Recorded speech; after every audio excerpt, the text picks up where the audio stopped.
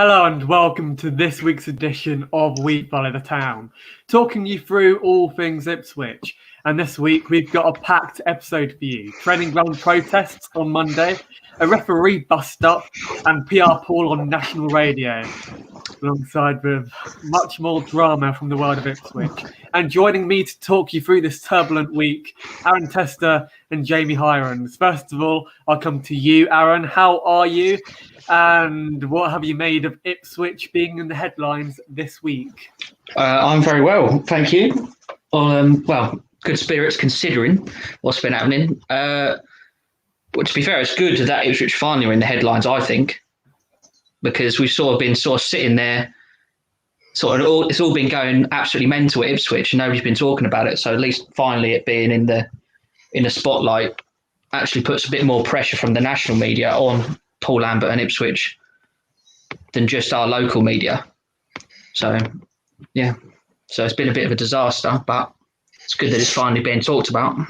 Exactly. And unfortunately, it's all the wrong PR. And Jamie, how are you? And slightly more random, sum up Paul Lambert in one word. Yeah, thanks. A fraud. A fraud. Absolutely. The interview this week on TalkSport tried to explain the results as having to put kids out when he's got senior pros on the bench, when he's playing loanies that he's drafted in. When, in all honesty, I can't think if Miles Kenlock can he really be called a kid anymore. There wasn't any out there that he'd say were not academy graduates, but kids he's had to chuck in from the academy. It wasn't like when he was having to put in Gibbs. It wasn't like that. So to come out with them things that he was saying as an excuse and then to blame Evans, and everyone was at fault but him. And it's such a disconnection between the fans and the club. And I think it's becoming more and more evident that people in the national media are starting to take note of just what is happening. And as you know, Paul Lambert has been under intense pressure, as you could hear right there. And frustrations finally boiled over on Monday when fans staged a protest at Playford Road, disrupting training. The national press, of course, caught hold of this and falsely stated that they had started a fire. First of all, I'll just throw this one out there. What did the two of you make of the protest? And do you reckon that it put more pressure on Marcus Evans to maybe sack Paul Lambert? Well, I'll start with this one. I think the protests they should have probably come sooner, because I know on Twitter everybody was talking about protests outside Portman Road. And when we started going back to games, so I think there are 2 games played at Portman Road. They were thinking on the third one there's going to be a big protest. So this has been coming for a while. And I think, to be fair, I think they probably got away lightly with the amount of people that were there. So there's probably only a handful of people there throwing flares and holding flags up and probably saying some charts of sort of Lambert out and all that sort of stuff. But I think Marcus Evans takes a lot from the fans in the ground. So with Mick McCarthy, for instance, the fans, like the numbers dropped and the fans were all singing, obviously, terrible things about Mick, and that's when he got rid of him. Well, not got rid of him, that's when Mick walked out. So that's what we've been missing. So I think the protests are fully deserved, to be honest. So I'm not encouraging any, but are maybe protests like the best way forward? Should we want to get Marcus Evans' attention? I think so. I think the East Anglia and the Ipswich Star went ahead. It was time for a change a couple of weeks ago. I thought that was going to make it a big change in Evans' opinions. That didn't happen, and what I've been a bit disappointed with. I think you take it personally. It's nothing against Stuart Watson and Andy Warren, but they've done that. Results have subsequently got worse. You know, the 0-0 Northampton, this and the other. And it's tailed off. There's not been a follow-up. There's not the results are getting worse, so our protest in the paper has got to get worse, because they're the voice of the fan. And I think if they're not going to, then Blue Action have done what they've done. And to be fair to them, it has got us out there as they've done quite well. And maybe, we don't want to start fires and things like that, but Lambert certainly ain't starting any fires on the field, is he? So Paul Lambert went on record and stated that Blue Action weren't Ipswich Town fans. Was that maybe the right thing for him to say, especially live on Talk They were Sport? fans when he was wanting to buy them a beer at the start. Just because they don't agree with him now, they're not Town fans. Well, why are they not supporters? But because how can you possibly support what is currently going on? I don't think I've had a ticket 20 years. I will continue to go. I don't think I've ever felt more just bored with them.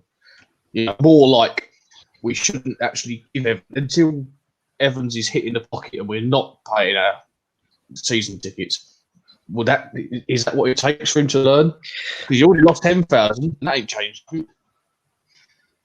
That's exactly what I was just about to say. I was literally about to say the only thing that will make Mark Evans change something is if everybody just stops their season ticket. If you know what I mean, everybody stops putting money into the club, then that's the only reason he'll go, oh no, we actually need to do something now. But the thing is, I don't think it will happen.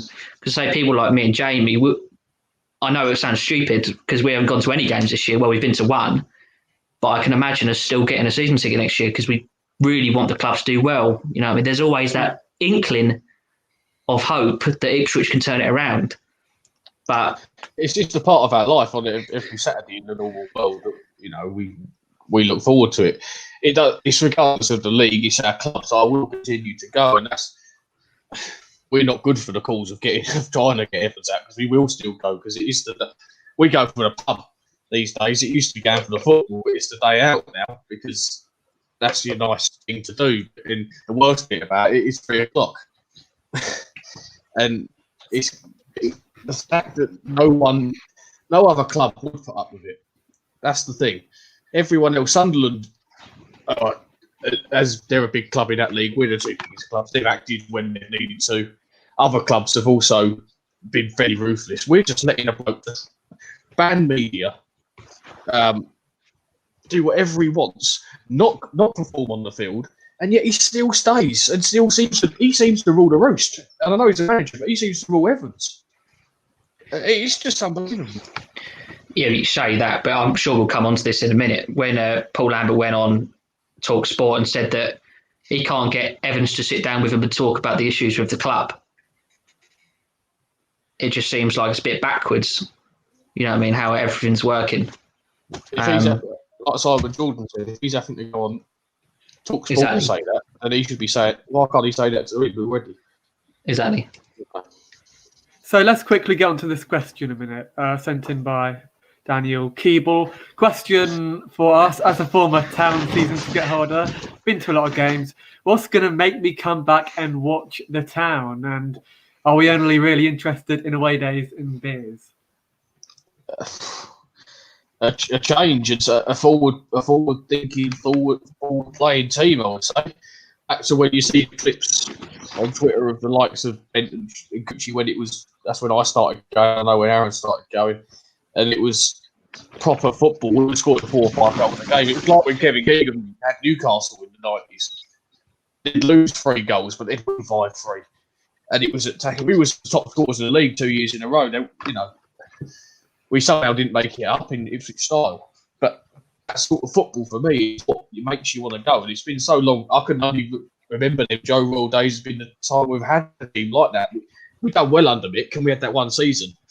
But we've not had that sort of brand of football, of midfielders bursting in like Tommy Miller and players like that. And I know we're going back 15 plus years now. So it seems like we're harping on, but it's been that long, I think, since we've had that sort of team. Funnily enough, who changed it to make it a bit worse at that time 15 years ago? Mark Evans come in 15 years ago, didn't he? There you go. Yeah, when we was under Sheepshanks, it was someone who cared about the club, who had the club at his heart. Evans is not a football man, and he's certainly not an Ipswich Town man.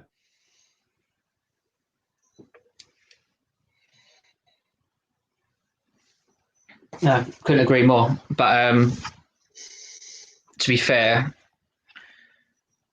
to Evans, like I don't know what's happened for him to think like that and get, say, with Leo O'Neill and people around him to make those decisions, if you know what I mean. Yeah, he's never brought in anyone football. Simon Clegg wasn't a football man. Nor's Leo O'Neill. God knows what he's doing every day. I don't know. He must have the easiest gig in the world. He's just got a free roll, hasn't he? Yeah, anybody he's ever brought in, he's missed the boat of bringing in someone with a connection to the club. And I think what we're missing is a director of football. A director I was about to say the same thing. He's a former town player, someone like a Matt, someone like a Kieran Dyer, someone like that, who's not just played for us, but has lived there. Still knows and is in connections with people there. As a go-between of Lambert and Evans, as what director of football is, I think we're missing that, and I think that would help us. Even, a new manager is definitely needed, but I think that role is becoming a more prominent role in football. Oh, I think it's a massive role in football at the moment, but I wouldn't go for Kieran Dyer. I think Kieran Dyer is more likely to be a coach. I'd want to go for somebody who's more experienced of doing it all the time at a Championship club or a Premier League club. Yeah, maybe.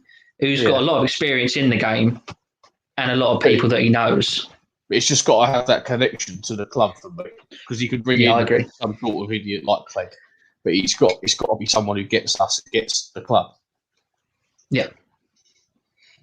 And sorry about the internet issues here, but if you could bring in any manager out there, like any manager who you could realistically bring in, and you just mentioned Kieran Dyer, who would it be? Would it maybe be like a Gary Monk, maybe, or an experienced head, a manager who's experienced in League One, who has managed at this level before? It'd be Paul Cook for me. Yeah, I'll bring Paul Cook in. He's done it with Portsmouth. He's done it with Wigan. He plays good football. You can feel his passion for the game when he talks. You see him in the media all the time. I wouldn't mind the Cowleys. I'd be happy with that. But I think if it was me in charge, I'd go for Cook. And most fans are after Cowleys. And I've no issue. If they were brought in today, I'd be pleased. But I think I'd want one of them two. The other one that we mentioned before was Nigel Pearson. I think that'd be a good appointment. Would he come down to us? But we're a big fish in a small pond. And it is an attractive club for someone to come and rescue us from that league and then see what you could do. But the first question for any manager is, what am I going to have to spend in the summer? And it's going to be loans and frees. And would they want to work under Marcus Evans? Sorry, That's what I mean. So let's talk about Northampton's visit to Portman Road. It wasn't an exciting game at all. It finished 0-0. During the game, Mick Mills went on record and told BBC Radio Suffolk that Paul Lambert's days are ultimately over. What do you make of legends now coming out and talking against Paul Lambert? Well, to be fair, I don't think Paul Lambert pays any attention to it. And I can't see Marcus Evans paying attention to it either. But I think he's right, Mick Mills. Because how is he coming back from this? The fans have gone so far the other way now with Evans and with Lambert that Lambert, surely, if he stays, there'll just be absolute chaos. But I don't think Marcus Evans wants to pay to get Lambert out, if you know what I mean. So there's that ridiculous contract. Yeah, after however many losses it was in a row. But he's gonna, I reckon, there's no way back for Paul Lambert now, I don't think. He could win a few games, but they'll be against the bottom sides, you know what I mean? And we'll be like, oh yeah, we're still 6 points off the playoffs with 2 games in hand, wherever he says. But I looked at that today. We're not 2 games in hand on the people in 6th. We're only 2 games in hand with the people just above us, who are like, I can't even remember who it was, like somebody awful. You look at it and think, what are we doing around teams like that and still saying we should be around the top 6? I mean, you've got people like Doncaster who are sort of League One heavies. They're always around League One, and they're actually miles ahead of us. And when they played against us, what was it, 4-1? Something ridiculous. We were awful. Yeah. That's the standard we're at the moment. The players they're not playing for him. That's for certain. There's no desire to play for him. There's frustration building up. Hence why we're getting a red card every couple of games at the minute. You know, they're fed up with it. I think they're not playing for him. Any other club, anywhere, I'm talking in Sunday League, he'd be sacked by now. You know, it's just, you know. What do you say? So do you reckon the pandemic is the reason Paul Lambert is here? Because many people are saying that Paul Lambert has more lives than a cat. Coronavirus comes, that almost prolongs his contract, if that makes sense. So, yeah, do you reckon coronavirus has saved his job, if that makes any sense? I definitely thought it at the time. I thought at the time that it saved his job because what were we, 10th and then pushed into 11th with the points per game. But he kept on saying, we still had however many games to play and we had a good run in. So that's probably the only reason why he kept his job. But now I keep on thinking he still hasn't got rid of him now. So is it all about money? That's my thoughts with Evans. Because otherwise you must have got rid of him now because we've been awful. Shocking. It took a while for him to get rid of Mick McCarthy, though, didn't it? Because, okay, let's not count the 14-15 season. But after that, he had a few awful seasons, Mick McCarthy, and it wasn't until fans properly put the pressure on him, the fans from the stadium, of course, that Marcus Evans finally pulled the trigger. And I think what you said earlier about fans not being in the stadium, I reckon that has had a huge impact on maybe Paul Lambert not getting the sack. Yeah, but with McCarthy, it wasn't a sack as such, was it? It was, we're not going to renew your contract at the end of the season. It still wasn't a right. That's it. You can only remember it with Paul Hurst, and he was quick to act then. But he should never really appointed Lambert in the first. He's done nothing since Norwich. Everywhere he's been. I remember when he got the Stoke job, and Paddy Power paid out on them to be relegated straight away. This is what Simon Jordan has been saying this week. He said, I don't get Paul Lambert. I don't get it. There's no since Norwich, and I think he must have had the right team. A lot of people would have succeeded with that team with Wesley Hoolahan. As much as we don't want to talk about them and don't like them, they had a good side, and that's why he done well there. And sometimes you can get a club and it just fits. Since then, every single place he's gone, he's not been interested. And I don't understand it. The man has no pride because you would go by now. There's no signs of improvement. There's no green shoots, is there? That's the thing. It's getting worse. And that, for me, shows that they're not playing for him. They want him gone. They want to change.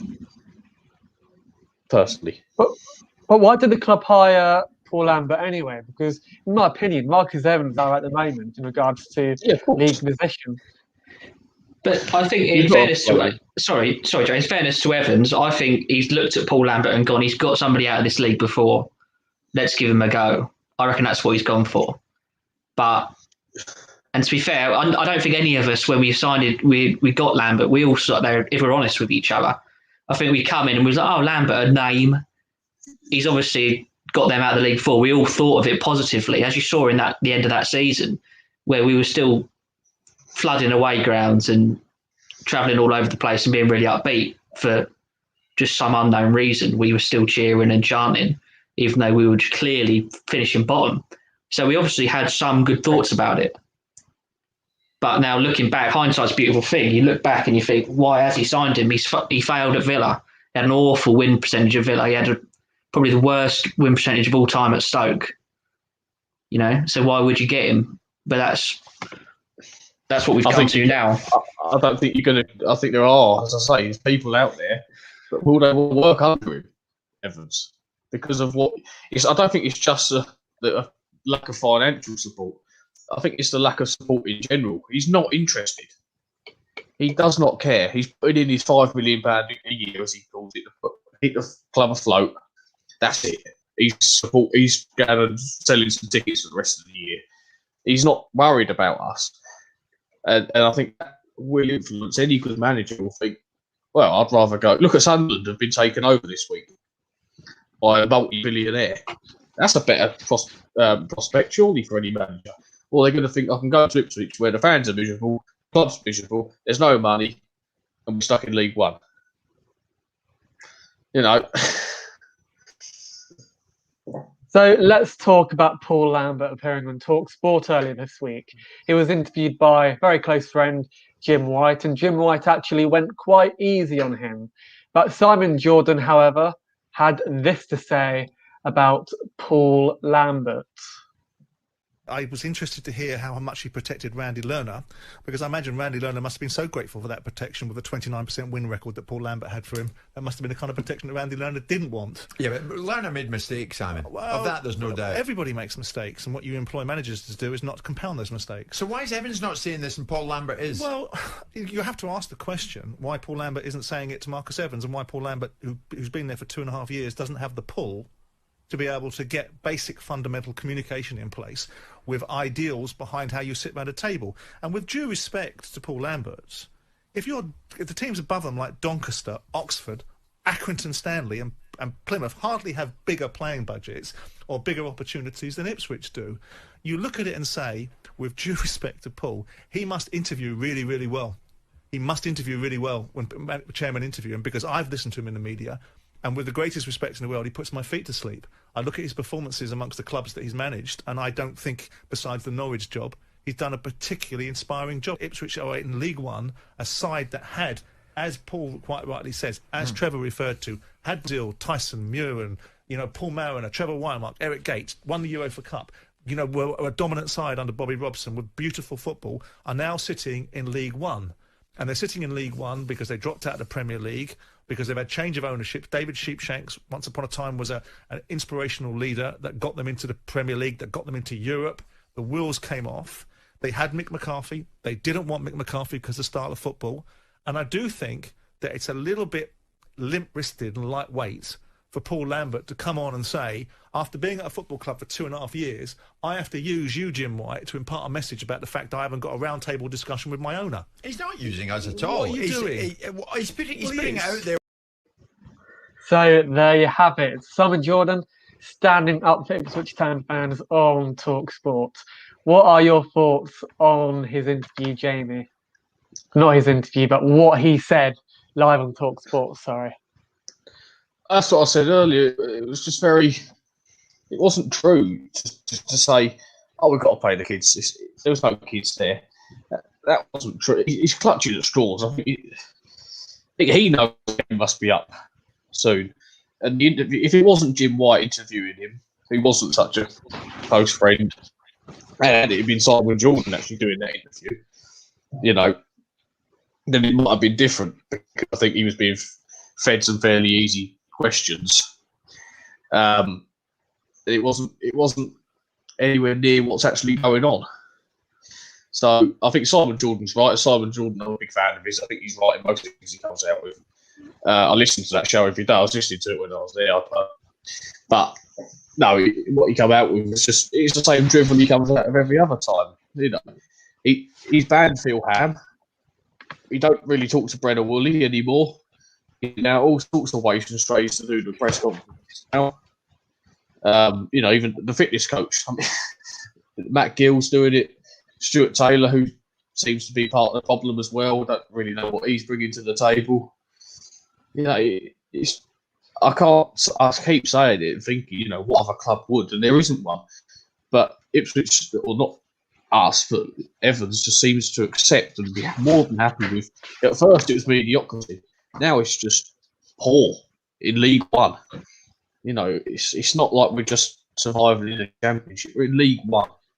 We should have been out of that within 2 seasons at the max. We're not going to be out of it within 2.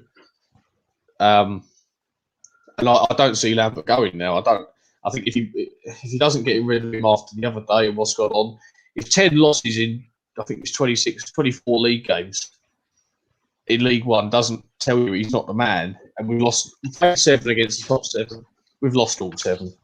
It's not one stat you can come up with and go, yeah, but he does this. There's nothing.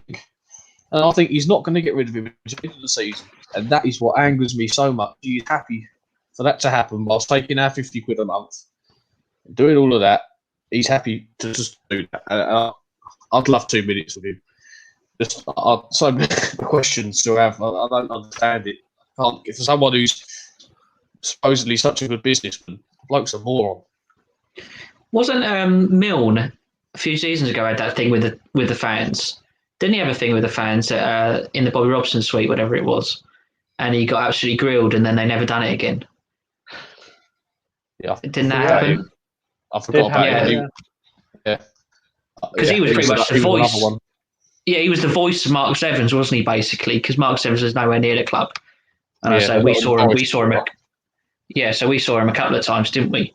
Yeah, Milne, and he was just as bad. But you want to hear from Evans, but you're never going to. That's the issue with him. He does his season preview about we need to trust the kids and all that every season, whatever it is. But other than that, we have all these questions for him, and you're never going to get answers because he's not interested in you. He's not interested in the club. He doesn't care about the fans. Otherwise, we'd have seen it by now. Yeah, absolutely.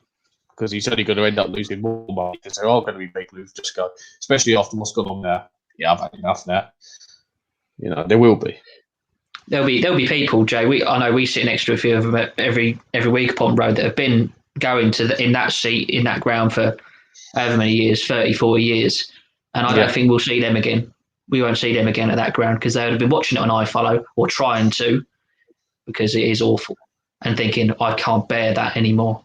And I can't even see them watching it, let alone paying for away games or renewing season tickets and actually coming back to the ground.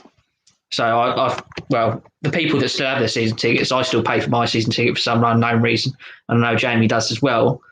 I know it might seem silly, but hats off to the people that still do that, because I don't know how we're doing it, to be honest. It's crazy when you think about it. He's doing that, which I think, I don't know why they still need to take their money, why they can't just use that. They do that, and then they still charge you for the away games on the iFollow. That's mental, yeah. If anything's more like an example of Marcus Evans, you've got it in a nutshell there. It's just a real shame, really, because, there are a whole load of generations of young fans who aren't going to want to grow up and support Ipswich Town. They're going to see a club in the mid-table of League One, and they're probably going to support the more attractive teams instead. And in my opinion, I just think it's a shame how there's now a disconnect between the actual club and the fans. Like, it isn't a community club anymore. It's merely a club. It's merely like a business model, really, for Marcus Evans, if that makes any sense at all. Well, absolutely. Yeah, absolutely. That's probably the only thing it is to Marcus Evans, the only thing it ever has been to Marcus Evans. But I think the issue has been that he can't sell it. He's realised that after that original period when he came in, he stuck loads of money into the club, bought a load of players and thought, right, let's go for it, let's get up. Ever since that didn't work, it's just been a real hindrance for him, I imagine, and he can't get rid of it, because at the end of the day, all of the guys with the big money around the world that are going to buy football clubs in the UK aren't going to think, okay, let's go to sunny Suffolk, where we're the only club in, for God knows how, like say Colchester's the closest club to us, the biggest attraction, too far away from London to be interesting, nowhere near anywhere else. So nobody looks to buy the club. None of the big names that buy the Fulhams and people like that are gonna buy Ipswich Town, and that's, I think, what he's stuck with. Lambert is meant to meet Evans next week. I did see that. Yeah, I did as well. Can he get sacked? That's what I thought first of all when I looked at it. When I first saw that, I was like, oh, he might be in trouble here. But it could go a bad way for him. It could do. Yeah. If we lose this weekend, then I reckon he'll get sacked. I reckon he'll sack him after the meeting, if that makes sense. If we win this weekend, then he's staying. I think what you mean is when we lose this weekend, because you're forgetting Oxford are now top 7. We're not when we lose. Yeah. We're not going to get anything more than the point, but no. Even a point is optimistic. No, it's not. It's not good enough. But I don't think he will sack him. I just think he's just accepted it now. Personally, and I hope I'm going into. I mean, I'm watching it on Northampton the other night. Norwood has his chance. I'm sitting there thinking, please don't score. Now that's shocking to be doing that, but you just want it to be over. It's like a painful death. You just want it to be over as quick as it can be. because every game he's there longer is another nail in the coffin of any chance of getting in the top 6. So why did Marcus Evans buy the football club? Because, he hasn't really done anything at the football club. I think the most he's ever really put into Ipswich Town was probably under Roy Keane. I might be wrong there. Feel free to correct me in the comments. But I'm just baffled to why he bought Ipswich Town. He obviously doesn't want to see success here. He obviously doesn't want to pump a significant amount into the club. So, yeah, for me, I'm just dumbfounded, really. I don't know what you think about that. No idea why he bought him. He's not a Town fan. I don't. It's not something that was ever going to make him so much money. Clearly, with his business model, anyway, he's not prepared to put in anymore to try and make money. He gave some money originally. I don't think he ever gave that much money personally. He bought a couple of players for a couple of million here and there, but it was never any like £5 million, £6 million buys. And he gave money to the wrong people. Not that I think Lambert would be any good with any money, to be perfectly honest. But just because he's let some money go with with Keane and Jewell, doesn't mean that someone else can't then use that 10 years later. Don't tell me, he's still got his 600 million on the rich list. I'm sure he can go and buy a striker. Yeah, the person who needed to back was Mick, wasn't it? When Mick had that season, 2014-15, when we actually looked like playing football and we were actually winning games. That January, I don't think we got Freddie Sears in, didn't we? But that wasn't an expensive transfer. But that was really the time to get behind Mick. And that summer, after the playoff loss, because we weren't outrageously outplayed by Norwich. That game at Portman Road was a great game. I thought we were the better side. Yeah, and then we could have done. And then only the away game where we had the red card and stuff. We were still in that game for a long time. That was Tommy Smith scored afterwards. Absolutely, yeah. So what we should have backed him in January that year when we knew we were doing well, because we were top for a while, I believe, in that season. Yeah. We needed to back him then, and we needed to then back him in the summer, but it never happened. Where would we be now had Marcus Evans backed Mick McCarthy back then? Because I know a lot of fans were very happy to see Mick McCarthy go, but let's be realistic here. Let's put all of our prejudices to one side. Mick McCarthy did an excellent job at the club under the circumstances. His football wasn't attractive at all.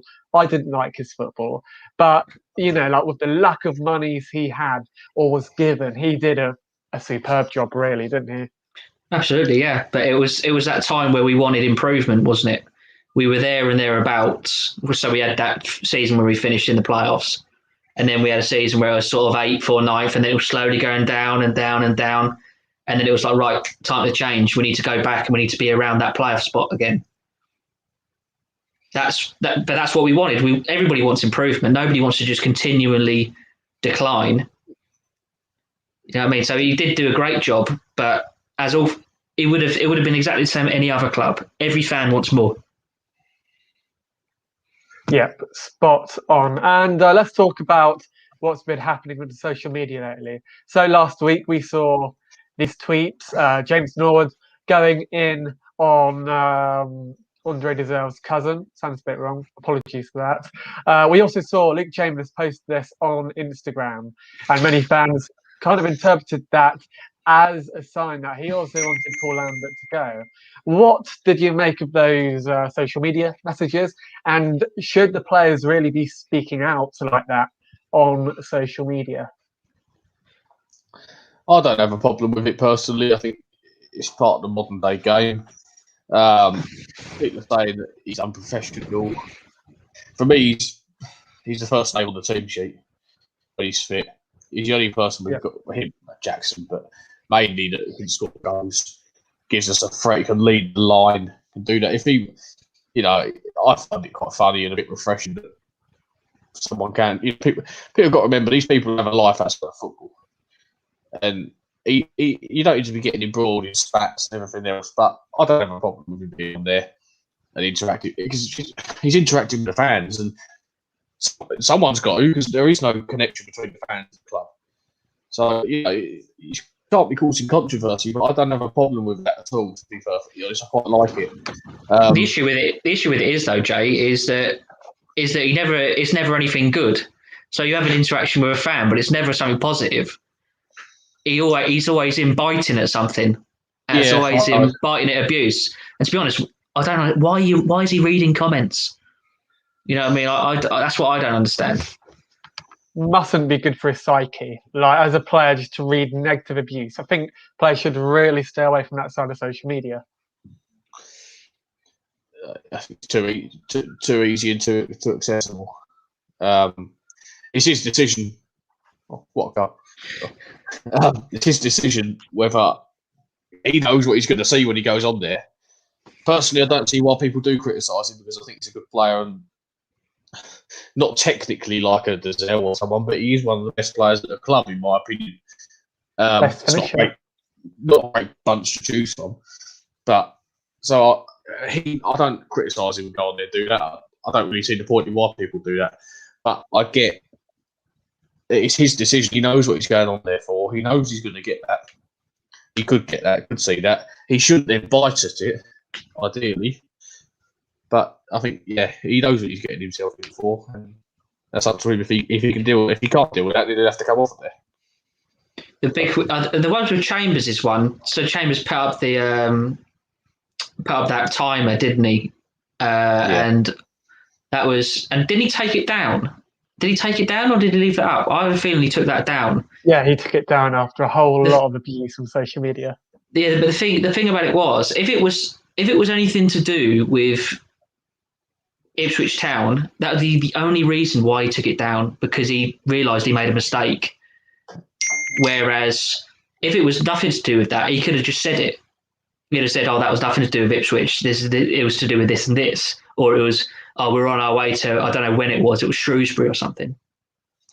It was, "We're on our way to Shrewsbury. It's not long until we're there." Basically, he could have just said that, but because he took it down, it makes it look suspicious to me. But once again, I think somebody like Luke Chambers is big enough and sort of ugly enough to realise that people are going to jump on his Instagram posts, and they're going to take that to heart and they're going to really look into it and delve deep into it. But, mistakes are made, I guess. But, life goes on. Nothing's happened. Exactly. So. And Caden Jackson also put this tweet, and just for the context behind this tweet, both Caden Jackson and John Nolan have been banished to the under-23s following alleged poor discipline. So Caden Jackson, his move to Huddersfield ultimately didn't go ahead. And as I said, he was banished, and he put this on Twitter. "Seen talk of me training with the under-23s due to transfers not materialising and me wanting out of football. I am a professional football player and will always carry myself as such. Wherever I am, my desire to win and perform for my club will never be questioned." First of all, what do you make of Caden Jackson's comments here? We'll go on to John Nolan in a minute, but let's talk about this tweet for a minute. I don't really understand why it's... Unless there's been something behind the scenes with Paul Lambert that's made him push him to the 23s that nothing's come out about. I don't know why else he would have done that, unless it was the same sort of thing that he did with Flynn Downs, because I know Flynn Downs had obviously there was transfer speculation about him in the summer, and then he left him out for a while, even though he then got injured anyway. But he'd done exactly the same thing with him, so I wasn't sure what happened with that, whether it's just media frenzy making it look like something outrageous has happened. But I saw something that Paul Lambert said today, where he said it's his job to keep all of the players happy and keep all the players motivated. But at the same time, Caden Jackson and John Nolan, I imagine they've been there a couple of years now, probably big characters in that dressing room. Banishing them to the 23s and then coming out in the media and saying that they let the club down and all that sort of stuff is quite frankly shocking. And he did that to Liam Gibbs as well, didn't he? I think it was after some game when he played in midfield. He went out on record to the media and criticised the young lad. And you think, or you almost think, that he's not a great man motivator or man manager. Now, which of the great managers ever come out and publicly criticise their players in the media? Like, you think Sir Alex Ferguson, he backed his players to the hill every time. I know we're not comparing Paul Lambert to Alex Ferguson, but never ever did he dig out his players in the media. And I think Lambert's done that. How many times has he done that now? 5 or 6 times? Yeah. Dug the players out? He's not a nice person. And, he's bitter. I think he does know, obviously, that everyone wants him out. And his whole persona at the minute is just not nice. And the way he talks to Brett and Woolley, these people have been at the club a long longer than he will. He has and will do. So I think he owes people a bit of respect, to be honest. He's not giving it out. So John Nolan as well. John Nolan or Paul Lambert actually said this during his press conference, that John Nolan would rather spend time with his family and children rather than be at Portman Road. In my opinion, I didn't really see anything wrong in that, because he hasn't really been treated very well at all, John Nolan. So whose fault is that? Are you mad at John Nolan, or is it another example of Paul Lambert's poor man management? Well, wasn't it like John Nolan played, wasn't it? I think we lost 1-0. I can't remember who against, but he played that game, got brought off. I can't remember when, but he got brought off, and so he started the game. And then the next week on your way to Shrewsbury, Paul Lambert's asked him to travel to Shrewsbury, basically, which is a long old way. And then he got all the way up there, first team squad player. He'd least expect to be on the bench, and he's been left out of the 18. So he's obviously kicked off to Lambert and said, why have you done that to me? Why couldn't you have just left me at home, basically? Which you kind of understand as mortals like us that don't play for Ipswich Town on a Saturday. But I don't know how Lambert would have taken that. So Ted Brown put, the flatness of players from the start, the Northampton, showed something was amiss in the dressing room. Jackson Nolan's stuff was the confirmation. What do you make of, his comments? Well, yeah, I completely agree. Like, if you're going to be outing players in the public, in the media, it can't be good for the rest of the guys. They're all sitting there thinking, because I imagine they're their mates, digging your mates out in the media. And then you're looking at Paul Lambert thinking, how are you inspiring me to go play a game of football? You know, I know you shouldn't need a manager to inspire you, but it does happen. People like Klopps and all those guys that really motivate the players and get behind the players. You see what they did for the last few years. They've been unreal. So you can't, I just don't think they're playing from at all. And I think you see that with the red cards we've had recently. People like Jackson flying into tackles, Downs getting outrageously sent off. Just little things like that. That's all frustration. That's all they're not being in a good mood in the camp. That doesn't happen if you're in a good mood in the camp. You don't go flying over the ball in the first 10 minutes. If things are going well, it just doesn't happen. So he's 100% right, the guy that just commented. How many red cards have we had as of late there? Because it must have been about 5. Teddy Bishop, Andre Dezella might be wrong with that. Flynn Downs, Caden Jackson. This is unacceptable, really, isn't it? Yeah, and it's all players you don't. Oh yeah, that was a bad tackle. Yeah. That was a anyway. We have a special guest joining us. Sorry to interrupt. Frankie Kent, if he's here, if he can hear us, if he wants to be on the show, I think he does. What do you make of what we're talking about? And do you think we're performing particularly badly on the pitch?